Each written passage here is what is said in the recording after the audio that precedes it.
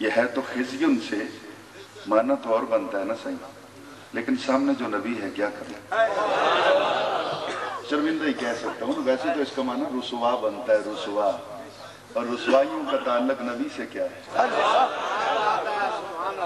میں نے وہ چونکہ نبی کی بات کرنی ہے تو یہاں بہت مشکل ہے. لا تخزنی الی یوم یبعثون. صبح یہی کوئی کہہ دے گا نا کہ ترجمہ بدل دیا. آپ کہتے کہ یا اللہ تو مجھے رسوا نہ کر، اس میں کون سی بات ہے، ترجمہ بدل دیا. میں نے کہا صرف میں نہیں بدلتا، تجھ میں بھی حوصلہ ہے، ایمان ہے.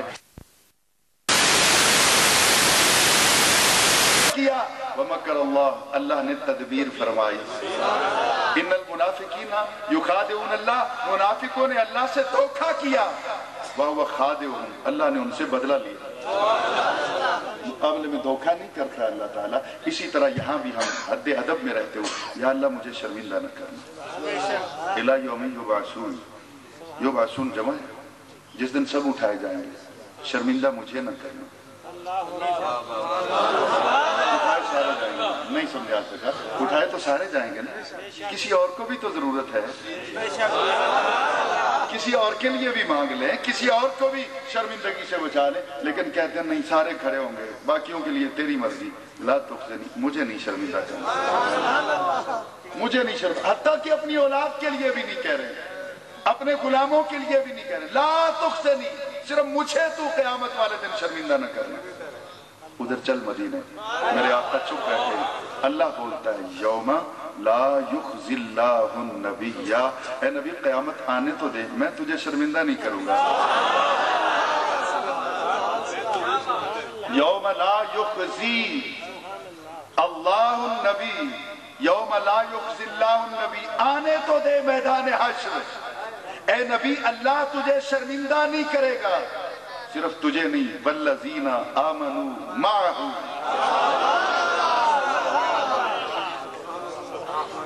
پرسوں رات اسلام آباد میں بین الاقوامی میلاد کانفرنس جو تھی، اس میں 2 ہی لیکچر تھے، ایک اس غریب کا تھا، ایک اور لیکچر تھا. تو اس میں اتفاق سے حاضر و ناظر پہ بحث تھی، تو میں وہ لمبی بات تو نہیں کروں گا.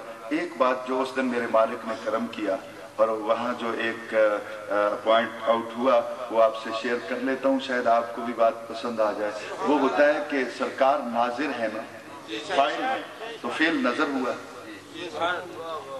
نظر، ناظر دیکھنے والا ہے نا، دیکھتا نظر سے ہے نا، تو وہ ناظر دیکھتا ہے، تو جس کو دیکھتا ہے وہ منظور ہوا.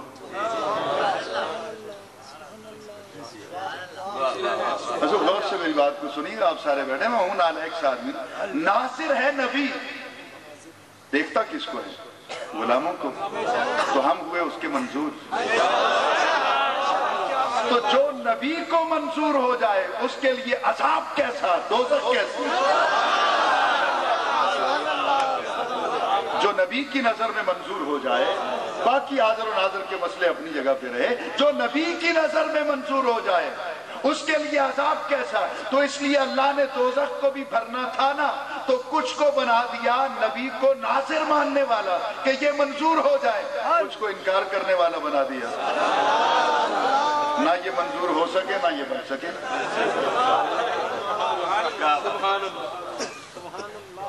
دو تین دن میں بات سمجھ آ جائے گی.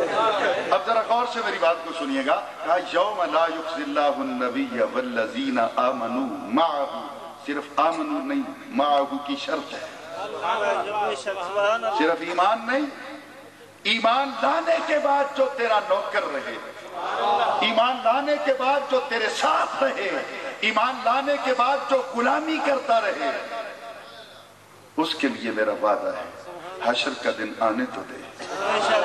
سب ابھی اسی اپنا مارچ کے مہینے میں جب میں اپنے کلاس روم میں تھا تو ایک دن بحث چل رہی تھی تو بڑی عجیب کہ سرکار کہتے ہیں میں اس وقت تک جنت میں نہیں جاؤں گا جب تک اپنے آخری امتی کو بخشوا نہیں لوں گا. یہ حدیث پاک ہے، علماء تشریف فرماتے ہیں. حضور کلام کرنا تو میرا حق بنتا ہے.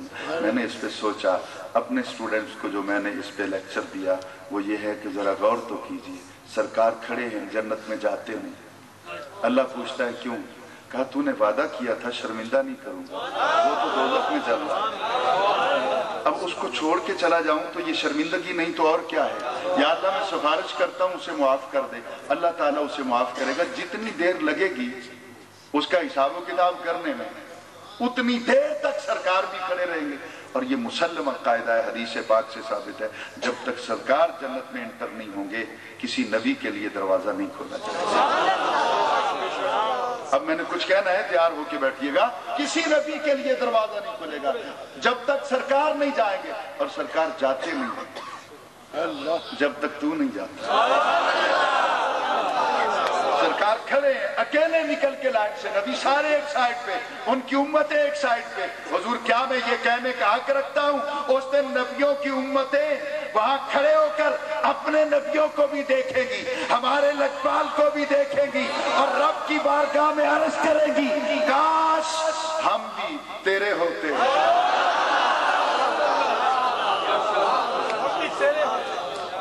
کاش حضور ہم آپ کے غلام ہوتے.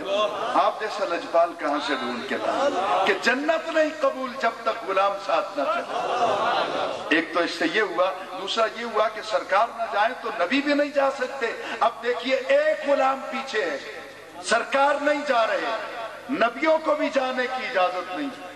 کبھی آئینے میں چہرہ تو دیکھنا کہ تجھ سے سیدہ زہرا کا بابا پیار کتنا کرتا ہے. ایک تیری خاطر نبی انتظار کر رہے ہیں کہ یہ آئے تو ہم بھی جنت میں جائیں.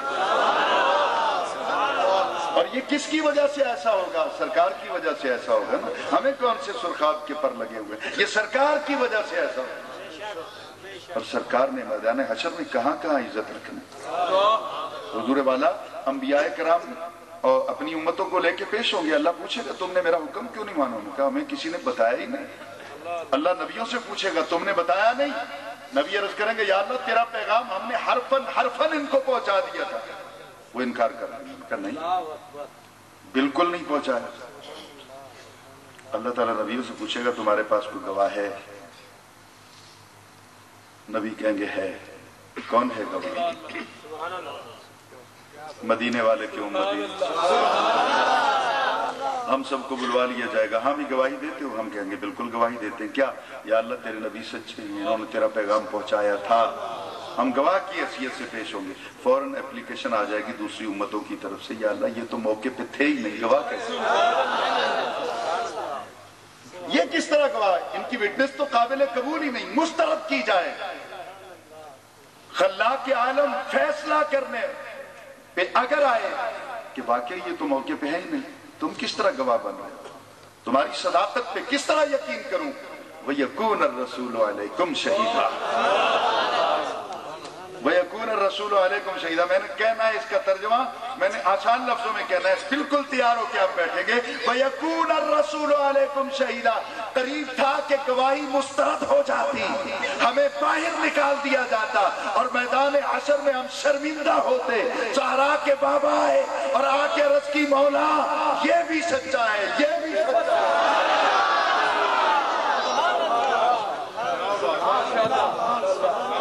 تو جس نے حشر میں تیری عزت بچانی ہے, آج تو اس کا در چھوڑ کے کدھر بھاگا پھرتا؟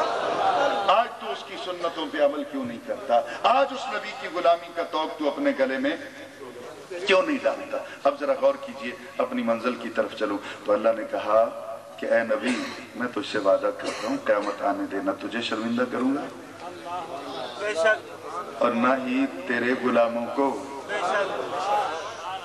نہ ہی تیرے حسبی اللہ. اگلے سٹیپ پہ چلتے ہیں اور تقابل کرتے ہیں. حسبی اللہ, حسبی اللہ, مجھے اللہ کافی. قرآن پاک کا یہ جملہ اتنا پسند آیا کچھ لوگوں کو, انہوں نے سٹیکر چھپوا کے لگوا دی, مجھے اللہ ہی کافی ہے.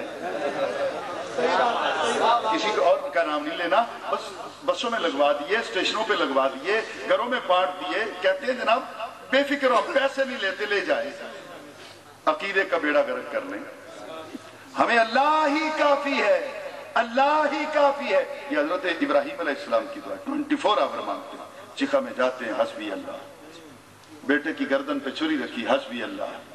بیٹے کو تنہا چھوڑا ہے, حسبی اللہ. زندگی میں وظیفہ کیا, مجھے اللہ کافی ہے, مجھے اللہ کافی ہے. یہ حضرت ابراہیم مانگتے ہیں اور میرا نبی چپ بیٹھا ہے. اللہ کہتا ہے یا ایھا النبی حسبک اللہ. سبحان اللہ. اے نبی تیری خاموشی پہ قربان جاؤں، اے نبی تیری اداؤں پہ قربان جاؤں، اے نبی تیرے ناز و انداز پہ قربان جاؤں۔ تو چپ بیٹھا ہے، میں رب ہو کے کہتا ہوں اے نبی تجھے اللہ کافی ہے، اور صرف اللہ نہیں، وَمَنِ اتَّبَعَكَ مِنَ الْمُؤْمِنِينَ، تجھے اللہ بھی کافی ہے، اے رسول تجھے اللہ بھی کافی ہے، تیرے غلام بھی تجھے کافی ہے، تیرے غلام بھی تجھے کافی ہے۔ غلام کافی ہو سکتے ہیں، آقا کافی نہیں ہو سکتا۔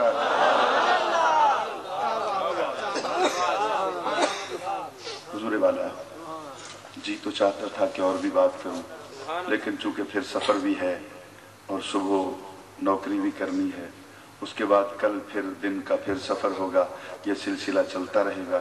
دل سے دعا کیجئے کہ اللہ تعالیٰ اگر اجازت دیں، سید اسرار البہار شاہ صاحب